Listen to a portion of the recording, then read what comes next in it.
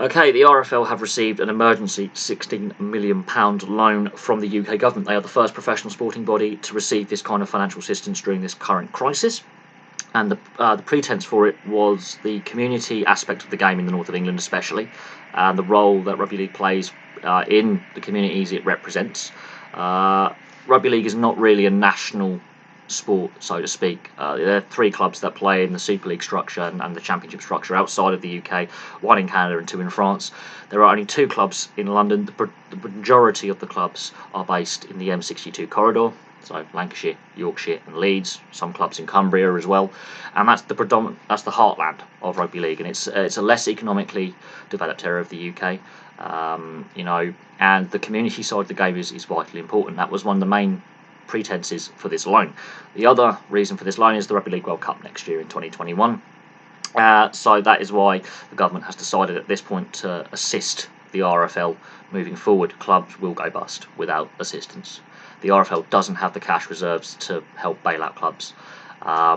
So it was keep the sport alive for when we can get back to normal and fans can go to games, and the community aspect of the game, because it's a very strong amateur game in the north of England that has produced some really great players who've gone on to play in the Super League. And it is interesting. It does raise questions. One, when will the RFL be asked to pay this money back and how they'll pay it back? I think the World Cup will go a long way in helping pay off the £16 million loan, although this could take a long time to pay back, considering the finances of rugby league and how much money the league actually makes. A lot of clubs, even in the Super League level, don't make shed loads of cash. A lot of them are barely breaking even, and a lot of them are operating at a loss.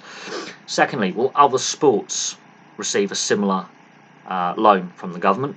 So I'm predominantly looking at cricket here as possibly the next major team sport that may receive government assistance. The ECB is also losing a lot of money at the moment.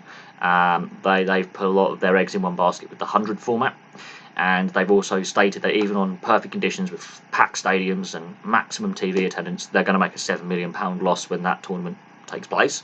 So question marks about the ECB. Will the FA possibly receive government assistance for the lower levels of the game, the RFU and the other rugby unions, and possibly British ice hockey and then other team sports from that? This is the first non-Olympic sport to get government assistance as well. That's another key point. So it's going to be interesting to see if other sports and other sporting bodies also seek a loan from the government. But rugby league, out of all the team sports, because ice hockey is part of the Olympic programme, for example, gets funding. Rugby union, Sevens, gets funding, and the RFU is quite a wealthy organisation, and the FA, again, Olympic sport also, the FA is also quite a wealthy organisation in comparison to the RFL. So it is an interesting one. The ECB made a large amount of money last year from the Cricket World Cup. So will they need a loan? It's possible. But the RFL, I think, is more of a special case, but it does raise questions about the financial viability of rugby league going forward, the structures going forward, the governance going forward, and when that loan is paid back. But it is an interesting moment.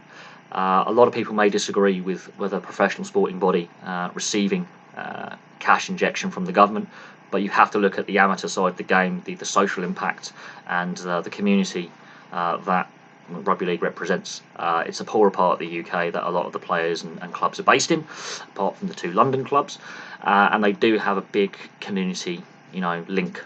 They are vital to a lot of the smaller, rugby league clubs are actually very vital for the local communities. When match days are on, they do bring revenue into the towns and cities that the sport is played. So it'll be interesting to see the outcomes of this. But for now, thank you very much for watching. Please place your thoughts below. My phone is going mental with notifications that I've got on all the sports websites. So it'll be very, very interesting to see, your responses, what your thoughts are, and what the sport does going forward. Thank you very much for watching. Please place your thoughts below, and I'll have some more videos for you very, very soon.